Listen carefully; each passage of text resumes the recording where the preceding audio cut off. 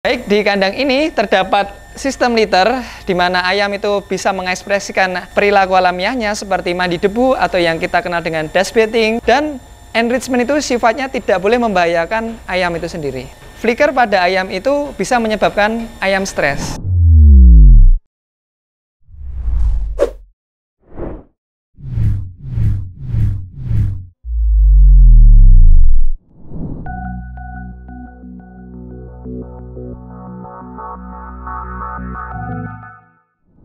Halo farmers, perkenalkan nama saya Anom. Saat ini kita berada di kandang Cage Free Innovation and Welfare Hub, yaitu kandang milik Fakultas Peternakan UGM.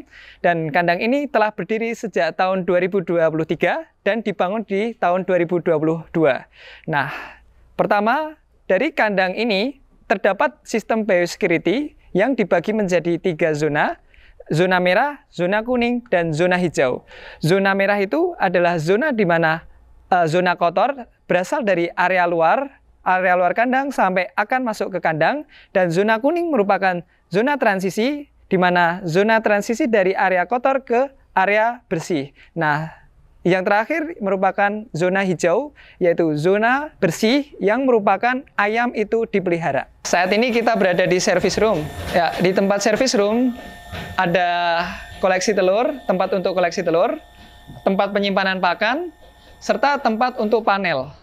Tapi di service room ini kita bisa melihat ayam-ayam atau aktivitas ayam yang berada di dalam melalui kaca yang ada di depan.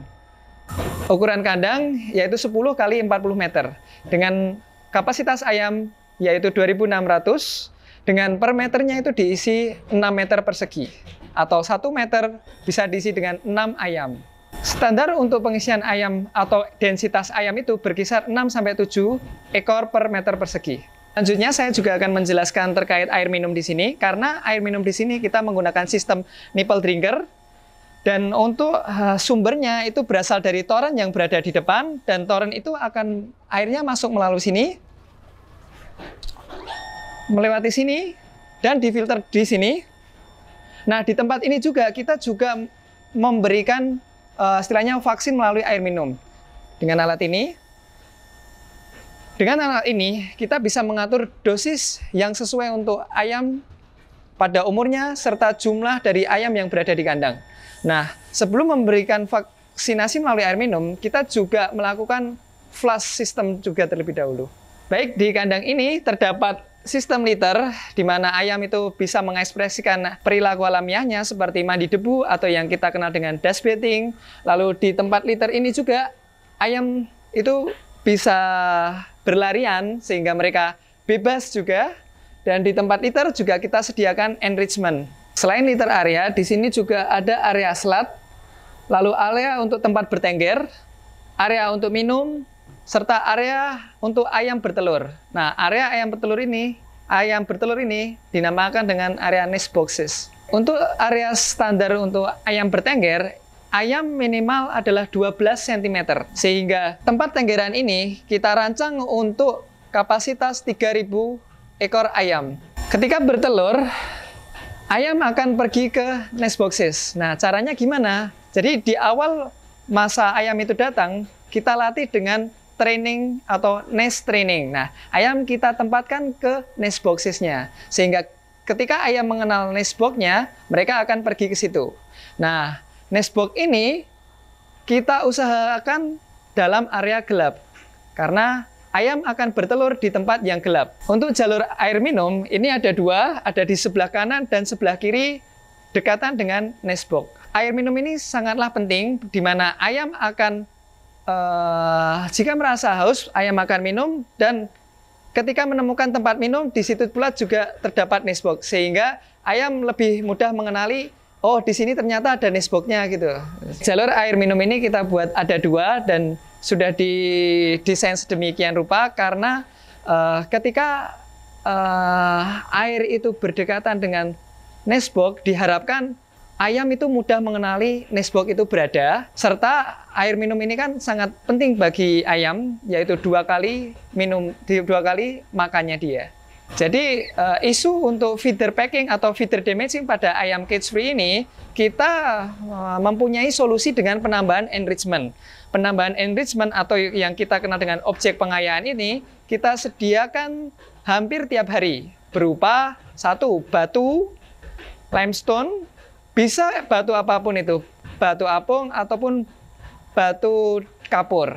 Selain batu, kita juga menyediakan bola warna-warni. Nah, selain bola warna-warni, kita juga bisa menyediakan botol. Terus selain botol juga ada fodder ataupun cikori, apapun itu yang bisa dipatok ayam, dan enrichment itu sifatnya tidak boleh membahayakan ayam itu sendiri. Karena kalau enrichment itu tidak ditambahkan, takutnya feeder packing antara satu dengan yang lainnya itu akan semakin banyak. Karena sifat ayam itu sendiri adalah imprinting atau suka meniru ayam satu dengan ayam lainnya. Kenapa harus closed house? Karena dengan closed house ini pasti pengelolaan atau operasi kandangnya juga lebih mudah. Kenapa lebih mudah? Misal temperatur di luar panas, di dalam closed house kita nggak bakal kepanasan. Karena di dalam closed house kita bisa atur temperaturnya sedemikian rupa dengan cara ventilasi yang baik dengan fan yang baik. Kalau di kandang ini kita meminimalisir bau. Caranya yaitu dengan menambahkan liter secara rutin serta kita cek dengan ammoniameter. Nah, untuk ammoniameter yang di kandang cage free ini maksimal adalah 15 ppm. Ketebalan liter kita atur dengan manajemen liter. Di awal kita berikan liter sedikit mungkin, yaitu di antara 3 sampai 4 cm untuk mengurangi floor egg, sedangkan semakin lama kita tambahkan liter dengan maksimal 5 sampai 6 cm. Liter yang digunakan adalah sekam. Nah, kenapa kita menggunakan sekam? Karena sekam adalah mudah ditemui serta harganya murah, dan sekam itu juga efektif untuk menyerap kadar air pada ekskreta atau kotoran ayam petelur. Saat ini kita masih menggunakan pakan komersial, yaitu pakan tipe layer, akan tetapi kita dari Fakultas Peternakan juga ngembangin pakan khusus untuk cage free ini sendiri. Karena kita tahu bahwa pakan untuk cage free ini berbeda dengan pakan di kandang baterai. Ayam cage free cenderung lebih banyak bergerak, serta kalsium dan fosfornya juga pasti akan berbeda dengan kandungan ayam di baterai. Di sini tempat panel berada.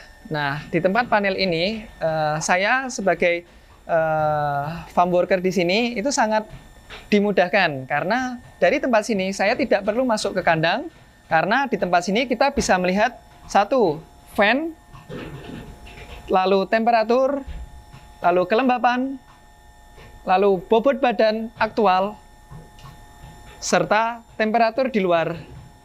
Di tempat ini juga kita juga ada sistem lampunya. Jadi untuk sistem lampu ini, program lampu pencahayaan itu 15 jam. Nah, lampu ini merupakan lampu yang didesain khusus untuk sistem cage free. Kenapa lampu ini berbeda dengan lainnya? Lampu ini untuk mengurangi flicker pada mata ayam. Jadi, flicker pada ayam itu bisa menyebabkan ayam stres.